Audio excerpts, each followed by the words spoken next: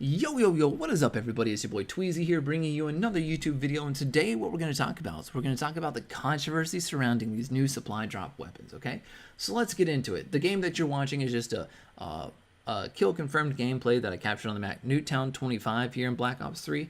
But what we're going to talk about is just, again, the supply drop controversy, right? So what is the controversy?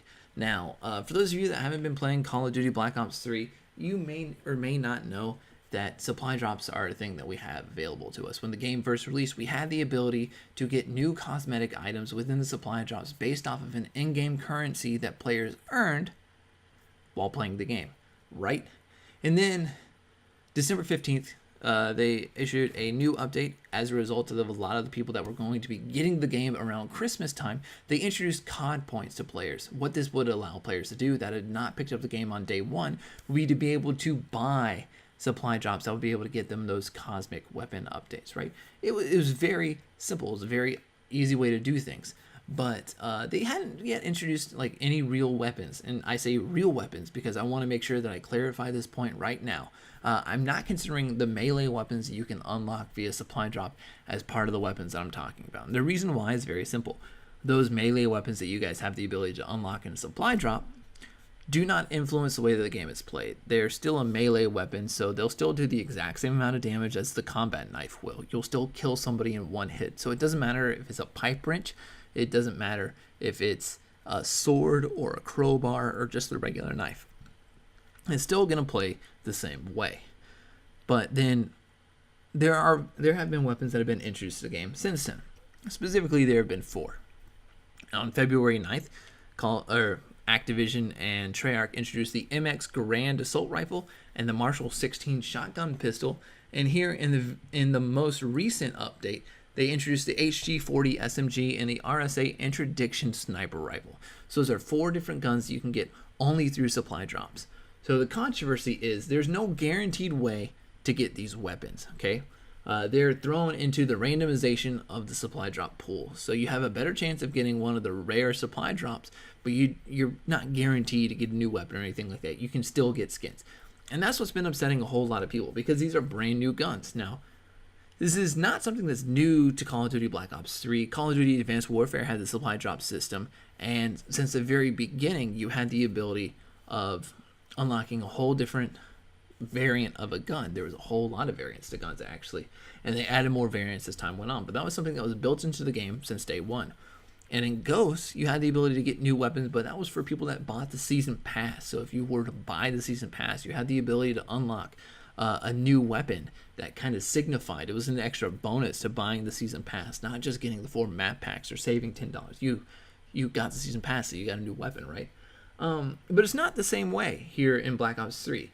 And the real controversy comes in 2 parts. One, the fact that new weapons are being added, and they weren't already available in supply drop. There weren't, people hadn't gotten used to the idea that weapons were going to be available in supply drop. So that's where a lot of the controversy comes from. It wasn't something that was built into the game at the very beginning. And then on top of that, the fact that people do not have guaranteed access to these weapons. Now, Charlie Intel, who I got a whole lot of these, where I got the topic from actually, posted 2 different suggestions. I'm going to post the whole article that they wrote in the bottom, in the link down below, but just to basically go over everything, they gave 2 different ideas for how things should go, okay?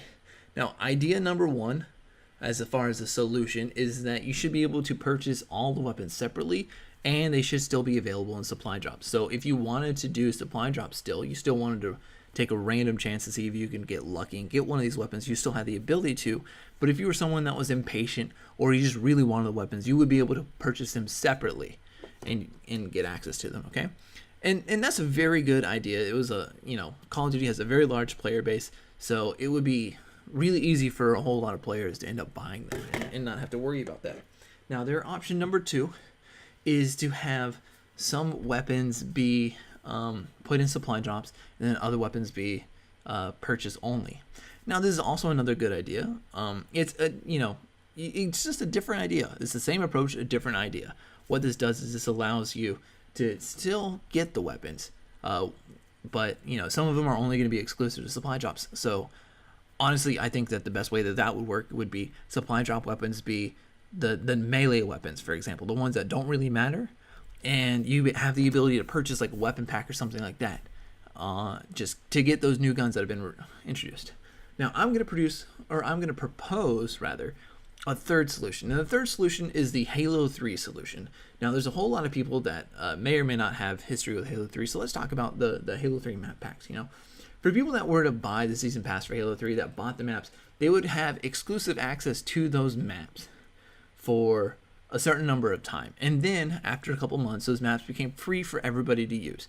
And I think this should be the way that that Treyarch and Activision move forward, is that everyone has the ability to go and you can buy these things if you want to. You can try to get them in a supply drop, but after a certain amount of time, what's going to happen is that these weapons are going to become available to everybody. You're going to just be given those weapons. That way, you don't have to worry about getting them because you're still going to get them. It's just, do you want them now or do you want to get them later? And I feel like that solves a whole lot of problems. That allows people to continue to play the game and not have to worry about them because they're still going to get their product. They're still going to get the guns. They're just going to have to wait a little bit if they don't want to spend any of their money. And if they want to spend their money, they understand that they are running the risk that they're not going to get anything, right? But that's why the duplicate system was introduced. That's why we have the ability to do that. Now, I don't know about you guys. I still think that all of these options are really good options, but what we need to do as a community is we need to get together and we need to start telling Activision that this isn't all that great, right? We love the fact that they're adding new weapons to the game. We're not complaining about that. What we're complaining about is the fact that we do not have guaranteed access to these weapons. It's not like Advanced Warfare where everything was built in. This is something that they added to the game later, and we don't have access to these weapons. It's not guaranteed for us. So that would be the complaint. So let me know what y'all solutions are. Do you believe in Charlie Intel and what Charlie Intel had to say, which is that you have the ability to purchase them separately and have them in supply drops, or some of them in supply drops, some of them be able to be purchased and purchase only? Or do you agree with me? Do you think that they should be in the supply drops, but after a certain amount of time, those weapons should be available for everybody in the public? I'd love to know what you guys think about this. If you guys have opinions, leave them in the comment section down below. Let me know what you guys think. Leave a like if you liked the video. Subscribe if you want to see more of this content. As always, I'm your boy Tweezy, and I will see you guys in the next video. Peace.